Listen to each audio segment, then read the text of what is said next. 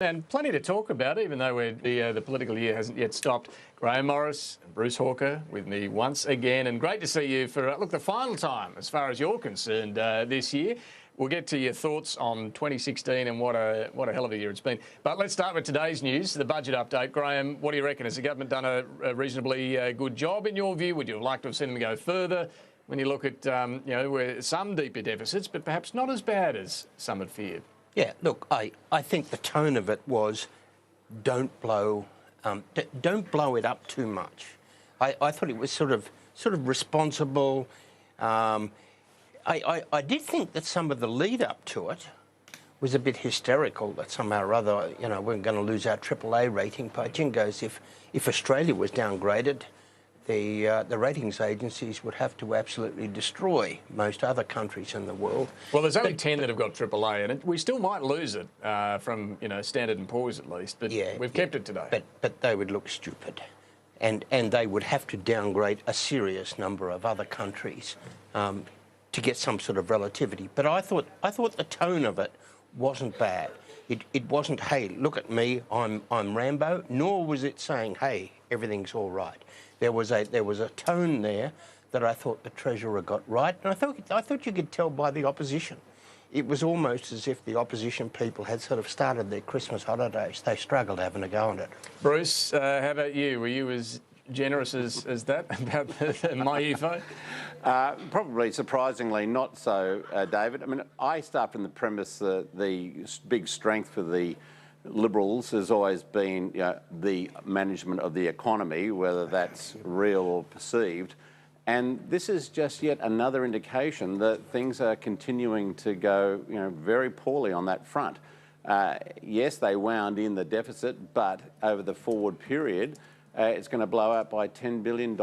So again, they've left themselves in a position where they talk about well, they don't really talk about budget emergencies anymore, but they try to push that line, and yet the reality is something very different, and it's really. But we do get. I mean, what's happened today is clearly a revenue write-down, as it's called, and Labor's surely, Bruce, got to have some sympathy there, because this was always the reason, wasn't it, that Wayne Swan used for not getting the surplus that he promised over and over again.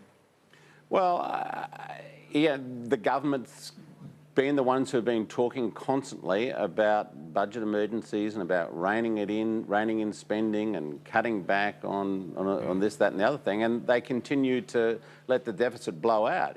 When Labor was in, it was a fraction of what it is. I think it's triple now what it was when Labor was last and year. Grahame, there's a point there, isn't it? If the government no longer talks about budget emergencies, debt when they came in was $202 billion. It's now going to get to $363 billion.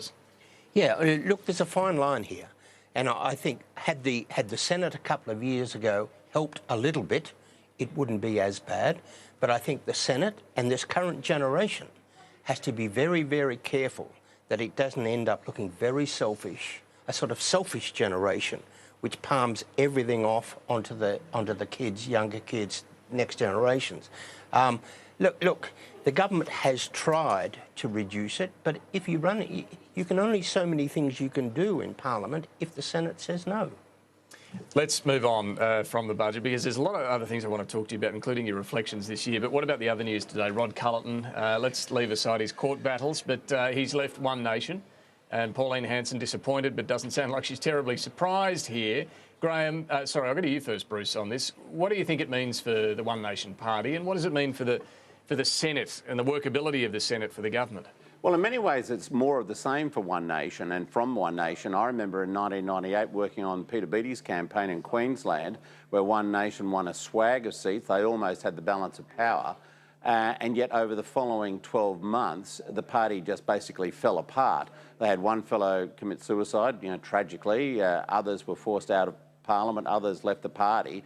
And, within about 12 months, they were a schmozzle. And Peter Beattie was able to, present himself as being, the solid, stable alternative. So I make that point because this is not all that different from what we saw back then. They tend to put up as candidates these Pauline Hanson clones in some way who won't be told by anybody what to do. So they've got a very bad record of party discipline, and this may well work out reasonably well for the government in the next 12 months, because they may well be able to pick off individual One Nation senators to support individual programs to help them get the government's policies and programs through. That's my sense of where it may well go. The other two One Nation senators, Bruce, do appear to be fairly tight. I mean, it was evident for some time that Rod Culleton was peeling off, but the other two do seem to be very much at one with Pauline Hanson. Well, let's wait and see how it goes. As I said, you know, in 1998, 99, you saw a very different story in Queensland after all those MPs were elected into the Queensland Parliament. And who knows how this is going to unfold in the coming 12 months. You know, the Palmer United Party is also an indication that these smaller parties don't have the same level of party discipline that you see in the Labor Party, the Liberal Party and the National Party. Nick Xenophon's team, though, it's amazing the discipline that prevails there and has since the election. We'll see how that goes too. But just on Rod Culleton's departure, I mean, Bruce's point there, Graham, that One Nation need to do a much better job of picking candidates. You know, what do you think? Is this inevitable with the sort of high-profile leader-type parties? I think this is has to be all about Senator Hanson's credibility. I think he had to go. We have a sort of a Pauline Hanson Mark II in the Senate this time. It's a slightly different Pauline Hanson. And I think she's actually off to a reasonable start. But she cannot have drongos around her who drag down either her name or One Nation. And he had to go. Does it make it a bit harder for the government to send? Yes, it does, because you can't just negotiate with Senator Hanson. But from Senator Hanson's point of view and One Nation's point of view, particularly as we approach the Queensland election, you cannot have a maverick like this tainting her name or the party's name. Let's get your final thoughts then. 2016, and you know, when we come back next year, we'll look at the challenges for 2017. But let's look back at 2016, Graham. Who have been the, I guess, the winners, the losers, the better performers, the poorer performers, in your view? Well, the mere fact that the Prime Minister is one of only 10 people to have won an election since the war puts him as sort of number one. But also, he had a tough year. I thought the Labor Party campaign director, George Wright, he had a good year. I think Christopher Pyne had a fantastic year. He got all of this money for South Australia on defence. Senator Brandis, I thought, had a difficult year. I thought one of the biggest losers of the year was Gillian Triggs, the human rights person.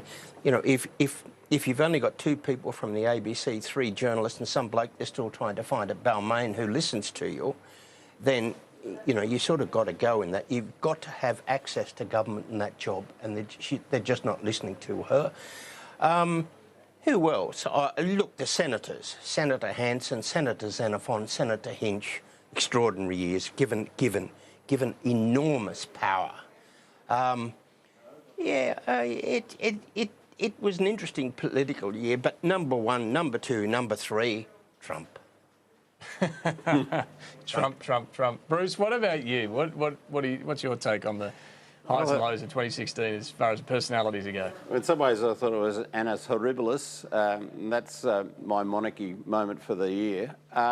Look, I think the Prime Minister had a bad year. I think he was one of the losers, even though he managed to win the election. I think, and conversely, Bill Shorten, who was not expected to do particularly well, not only came within a hair's breadth of winning the election, but he's held on to his leadership. Penny Wong, I think, has done a really great job in the Senate, leading for Labor in a really tough environment. And people like Anthony Albanese really just are the great workhorses for the party, making the Labor more relevant once again. So I think they were the big winners. The most hilarious moment, I think, was when the Australian electorate thought that they were electing Malcolm Turnbull to be Prime Minister, and they ended up getting Cory Bernardi.